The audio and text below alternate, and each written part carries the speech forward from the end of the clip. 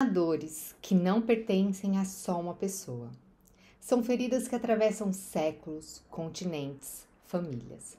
O racismo é uma dessas dores. Ele não começa em um ato, mas em uma estrutura. E ele repete no olhar, no silêncio, na escolha, no riso que passa despercebido. Há algo do trauma coletivo que habita todos nós. Porque o inconsciente não é apenas pessoal.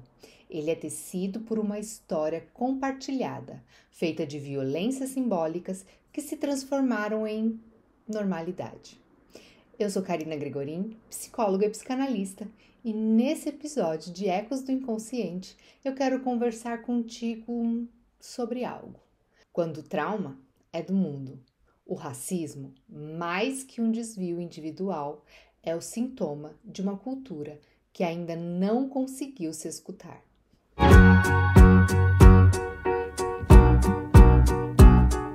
Freud descobriu que o trauma não é o fato em si, mas aquilo que não pôde ser simbolizado. O sujeito repete o que feriu não por escolha, mas porque o inconsciente tenta, em vão, dar forma ao indizível. Agora, e quando o que não se simboliza é coletivo? Quando uma sociedade inteira recalca o horror da escravidão, da colonização, da desigualdade que persiste sob novos nomes, o trauma do racismo não é um evento, é uma estrutura repetida por gerações. É a cultura que, sem elaborar o seu passado, o encena continuamente nas instituições, nas representações, nos espaços que permanecem brancos, mesmo quando dizem ser neutros.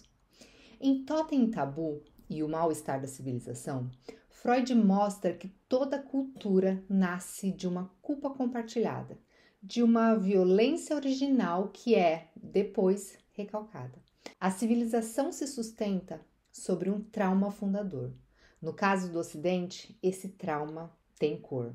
Foi sobre a violência colonial e a escravidão que se ergueram as bases do que chamamos de progresso.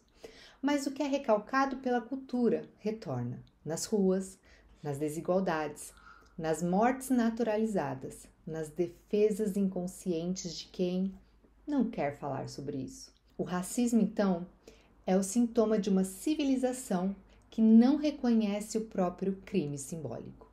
E enquanto não houver elaboração coletiva, ele seguirá se repetindo sob novas formas. Lacan nos diz que o trauma é aquilo que fura o simbólico, o que a linguagem não dá conta de nomear. Quando uma sociedade nega sua história, o trauma retorna no real, na violência cotidiana, na exclusão, no medo.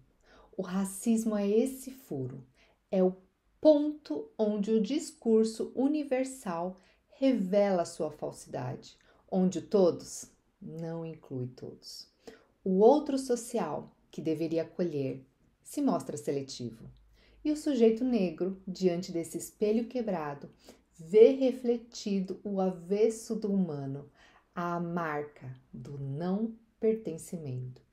Mas esse não é somente um problema de indivíduos, é uma falha do simbólico coletivo, uma ferida no laço social que só se cura quando o próprio discurso muda. Na escuta clínica, o racismo aparece nas entrelinhas, não apenas como sofrimento pessoal, mas como repetição de um trauma histórico. Não é raro que o sujeito traga medos que não viveu, culpas que não lhe pertencem, angústias herdadas. São fragmentos de uma história que o inconsciente coletivo insiste em carregar. O trabalho analítico, então, não é só individual, é também um gesto ético diante do esquecimento social. Quando escutamos o sofrimento que o racismo produz, escutamos o que a cultura tentou calar. A análise, nesse ponto, é um ato político. Ela devolve à palavra o que a sociedade silenciou. E ao fazê-lo, dá ao trauma a chance de se transformar em memória e não em repetição. O corpo é o lugar onde o trauma coletivo se inscreve. O corpo negro carrega não apenas a experiência de uma pessoa, mas o peso simbólico de séculos de exclusão. Mesmo quando se move, trabalha, ama ou faz dentro de um discurso que o lê de antemão. Esse corpo é memória viva do que foi negado, do que foi violentado, do que ainda precisa ser reconhecido. E o corpo branco, por sua vez, também carrega essa história, mas sob a forma do recalque, da recusa em se ver implicado. Por isso, o racismo não se combate apenas com leis e boas intenções, mas com elaboração simbólica. É preciso suportar o desconforto de reconhecer-se parte de uma cultura ferida e, a partir daí, abrir espaço para outra narrativa possível. Talvez o trauma nunca desapareça, mas pode, aos poucos, deixar de ser ferida e se tornar palavra.